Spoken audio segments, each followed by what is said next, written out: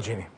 Sí, ahora para hablar de tema economía y en realidad política económica, yo diría política internacional económica, porque vamos a abordar el tema de los fondos buitres por un lado y esta nueva determinación del juez Griesa, y también vamos a ver si nos damos un tiempito para abordar el tema de la fragata Libertad. Está con nosotros el economista Alberto Müller de la Universidad de Buenos Aires, uno de los fundadores del Plan Fénix. Uno de los primeros miembros. Sí. Uno de los primeros miembros del Plan Fénix, que ya hablaba en aquellos tiempos sobre el tema de cuál debería ser la política hacia la deuda externa, que mucho de ello se terminó aplicando. Creo que por aquellos años te entrevisté, estaba haciendo memoria en una vieja radio. Alberto, bueno, ¿qué opinas del fallo del juez Griesa y en todo caso, qué debería hacer nuestro país al respecto? Bueno, mi opinión sobre el fallo, que es un fallo que realmente tiene muy poco fundamento, es un fallo que no conozco tanto el argumento jurídico, soy economista, pero mi análisis económico, que se supone que tiene que ser un poco la racionalidad del fallo, me indica que es una decisión completamente equivocada.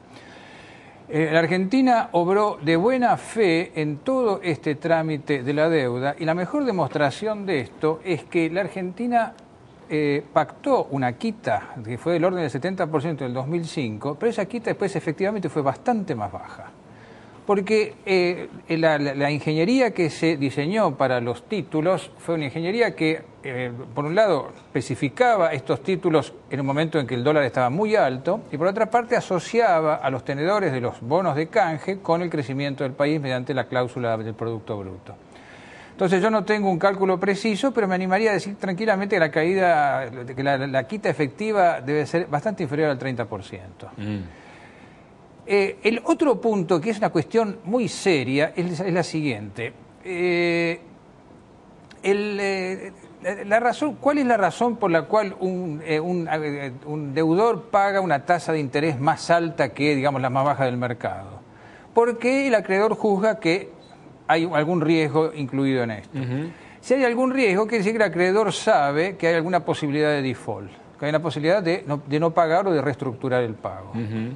Este es un punto esencial. Desde la primera crisis de la deuda, que parece ser que el gran negocio es prestarle a los países como si fueran riesgosos y después pretender cobrarles como si no fueran riesgosos. Claro, es el mejor negocio del mundo. Esto me recuerda a un chiste que circula en los organismos internacionales de crédito. Dice que el mejor negocio es comprar un argentino por lo que vale y venderlo por lo que cree que vale. Bueno. Sí, pero en realidad se repite no solo con la Argentina. Yo le decía al inicio del programa que también, por eso metí un poco la cuestión política, hay un mensaje hacia toda la situación que están viviendo países centrales, muchos de ellos integrantes de la vieja Europa, en lo que hace a aceptar las recetas del Fondo Monetario Internacional, a tomar todavía más deuda y sin saber muy bien cómo la van a pagar. Hay un mensaje de decir, bueno, ojo, no planteen lo mismo que planteó la Argentina en la quita de deuda porque el problema continúa. Es más, yo no genero, tengo sospecha, sobre el tema de que la casualidad, fragata Libertad, pegado este fallo del juez Griesa, ¿no?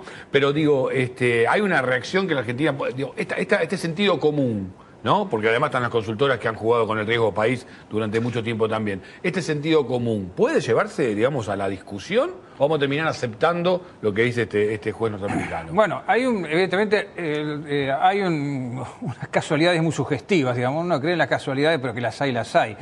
Evidentemente, si, digamos, simultáneamente se produce la fragata y al mismo tiempo, digamos, este juez, contrariando incluso una presentación de la Reserva Federal de Estados Unidos, decide este fallo, digamos, que es absolutamente draconiano y sabiendo perfectamente que la Argentina no lo puede cumplir, bueno, evidentemente hay como mínimo una maniobra armada. Yo no creo que sea una maniobra, digamos, armada por un conjunto, debe ser una maniobra armada por alguno de los sectores.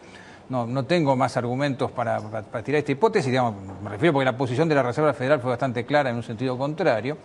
Pero efectivamente hay un conjunto de sectores que está jugando al disciplinamiento con esto. Y de hecho lo que vos decís con respecto al mensaje a los países europeos, yo creo que es una posibilidad para tener en cuenta. Yo no creo que Europa llegue a una declaración de default abierto como la Argentina, porque los países europeos son países demasiado centrales y hay todo un peligro de efecto dominó. La Argentina es un país que está lejos, es un país periférico, entonces, bueno, puede hacer el default y puede arruinarse con el default, es otra historia. Así que mi apreciación es que no necesariamente, digamos, alguien está pensando en Europa ir por esa vía. Pienso más en una reestructuración ordenada. Pero evidentemente hay un sector que está jugando al disciplinamiento con esto, que está queriendo decir, bueno, señores, ustedes dijeron que iban a pagar esto y contra cualquier, digamos, situación, principio, lo que sea, ustedes tienen que pagar. Y las deudas no son así, por eso existen las tasas de riesgo. Ahora, ¿qué debería hacer la Argentina desde un punto de vista económico, digo? Porque aquí se mezcla mucho. Si se lo reconoce al Fondo Buitre y, por ejemplo, se tuviera la intención, que tampoco hoy por hoy aparece en el escenario, decir, bueno, le pagamos, pero lo mismo que le hemos pagado a quienes aceptaron en primera instancia el plan canje de bono, digamos, también sería una situación de injusticia para aquellos que primeramente lo aceptaron. Digo, ese sería un posible camino, pero reconoce a este sector, ¿no? ¿Cómo ves la continuidad de esta película? Bueno, eso es una pregunta bastante difícil porque es todo un tema de negociación. La verdad que yo no soy un experto en esto.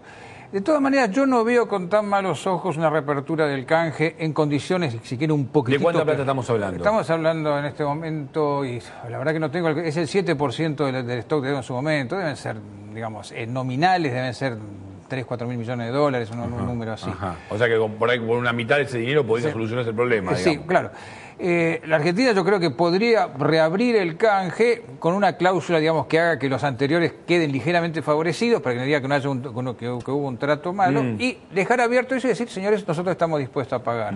Porque es necesario salir al mercado de capitales hoy por hoy para Argentina para generar tasas accesibles a un dinero fresco, porque esto obviamente continúa cerrando puertas, ¿no? Sí, sin duda, pero bueno, yo no creo que eso sea indispensable en el caso argentino, porque la Argentina tiene capacidad de ahorro para esto. Y seguramente, digamos... Pero hay obras por ahí que se necesitan hacer, el tema de la inversión para YPF, el tema de la obra pública, el tema de los transportes, para eso se necesita por ahí una inyección de dinero importante. Sí, de acuerdo, pero digamos, la Argentina es un país de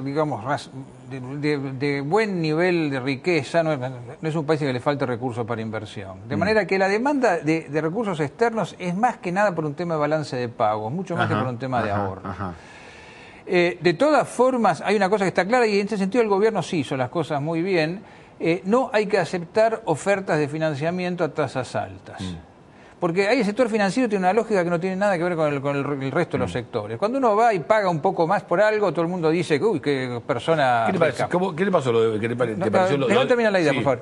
En cambio, cuando uno va al banco y paga una tasa de interés alta, el banco piensa que uno está fundido. Y esa es la señal que no hay que dar. Por eso hubo algunos bancos que acercaron hace un año y pico unas propuestas de financiamiento a una tasa del orden del 10%, el gobierno les dijo que no. Y eso fue una medida muy correcta. ¿Qué te pareció lo de Bolivia, que salió al mercado internacional y consiguió un crédito blando y se vendió mucho esta cuestión? Bueno, no sé, será una oportunidad que tuvo Bolivia, allá ellos sabrán. Bolivia sí tiene más problemas, si se quiere, en cuanto a ahorro, sí, pero digamos... Insisto, la capacidad de ahorro básicamente es un fenómeno interno en todos los países.